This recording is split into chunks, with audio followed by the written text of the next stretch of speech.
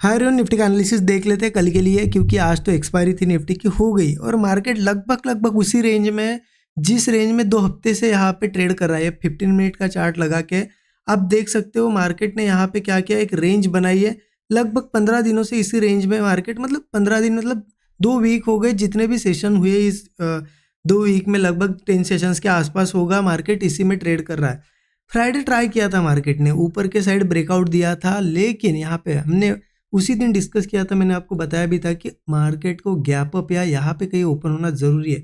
अगर फिर से इस रेंज में ओपन होगा, फिर से वही करेगा जो अब तक करता आ रहा है, और वही हमें देखने को मिला। एक्सपायरी का दिन था यहाँ पे, ट्यूसडे था, और ये दिन आप देख सकते हो लगभग फ्लैट ओपनिंग हुई और मार्केट उसी रेंज में यहाँ पे रहा है। तो ऐसे में हो क्या रहा है, खास करके जो बिगिनर्स है, नए लोग हैं, उनको तो बहुत ज़्यादा इशू आ रहा होगा अभी प्रॉफिट बनाने में, क्योंकि मार्केट जा कहीं नहीं रहा है। भले ही आप ब्रेकआउट्स पे कॉल ट्राई कर रहे हो, ब्रेकडाउन्स पे पुट ट्राई कर रहे हो, लेकिन मार्केट आपके अगेंस्ट भी नहीं जा रहा है, फिर भी लॉस हो रहा है। राइट, क्यों हो रहा है? मार्केट साइडवेज रह रहा है, प्रीमियम डीके हो जा रहा है और आपको लॉस हो रहा है। तो अब इसका सोल्यूशन क्या है? देखिए, इसका सोल्यूशन तो सिंपल है। जब मार्केट एक ट्रेंड पकड़ लेगा, तब यहाँ पे अच्छे प्रॉफिट्स बनने लगेंगे, जैसे हमेशा यहाँ पे बनते हैं। बट तब तक क्या कर सकते हैं इस रेंज में? तो यहाँ पे मेरा सजेशन यही रहेगा, अगर आपको बचना है इस रेंज में, तो सिंपल, जब तक इस रेंज में है तब तक यहाँ पे अवॉइड कर सकते हो। ठीक है। अब बहुत से लोगों को अवॉइड नहीं होता है कि कुछ ना कुछ तो करना ही है, कंट्रोल नहीं होता है ना, ट्रेड तो लेना ही है। तो ऐसे लोग क्या कर सकते हो, स्मॉल क्वांटिटी में ट्रेड करो, ऐसी क्वांटिटी में ट्रेड करो कि लॉस हो भी जाए कुछ थोड़ा बहुत तो फर्क ना पड़े।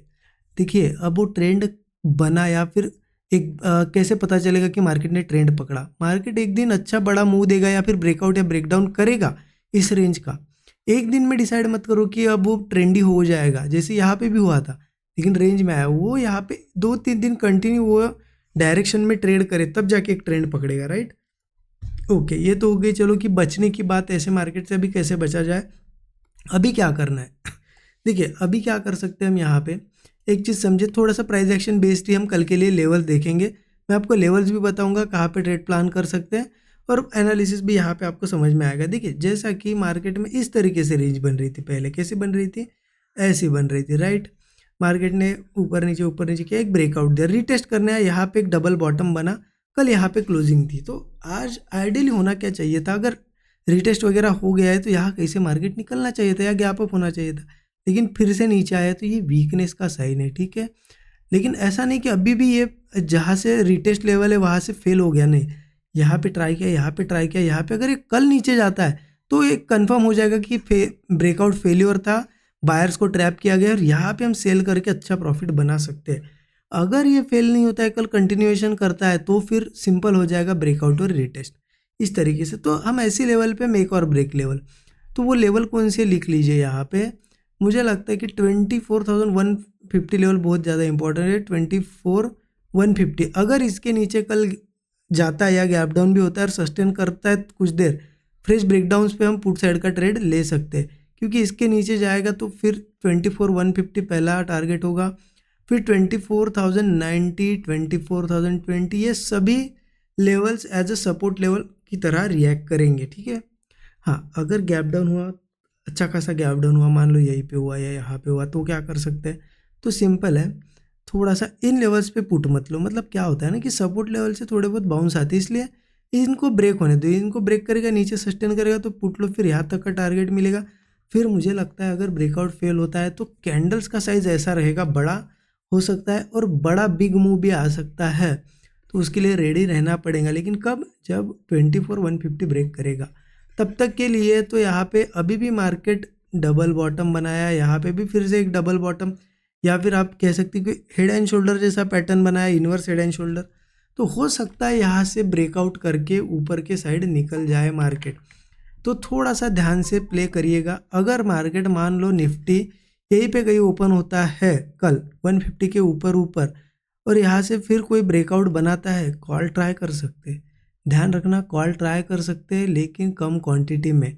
अगर मान लो गैप अप भी हुआ और मार्केट रिट्रेस किया, फिर सस्टेन कर गया, फिर ऊपर सस्टेन करने के बाद ब्रेकआउट बनाएगा, तो इजीली ये गैप वगैरह फिल करेगा, 24,400 वगैरह जाएगा।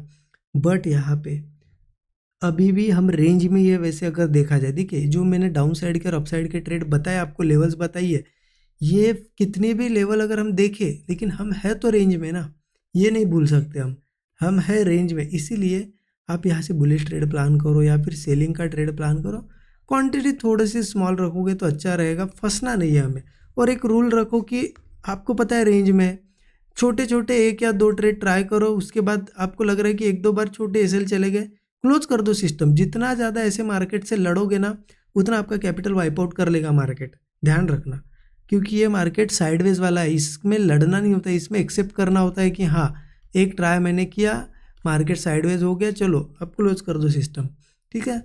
अब अच्छा सेफ साइड ट्रेड कब बनेगा, ये रेंज जब निकलेगी 24,000 नीचे के साइड निकलेगा, या फिर ऊपर 24,250 के ऊपर, या फिर मान लो इस हाई के ऊपर जब जाएगा तब रेंज निकलेगी। अभी तो रेंज में है, फिर भी मैंने आपको लेवल्स बता दिए है कि कौन सी इंपॉर्टेंट लेवल से कहाँ ट्रेड प्लान करना है, उस हिसाब से ही प्लान करेंगे। और बाकी जो भी ट्रेड सेटअप बनेगा मैं ज़रूर शेयर कर दूंगा स्टूडेंट ग्रुप में, जैसे डेली करता हूँ। आई होप आपका एनालिसिस अच्छा लगा होगा, ज़रूर कमेंट बताइएगा। Thank you so much everyone.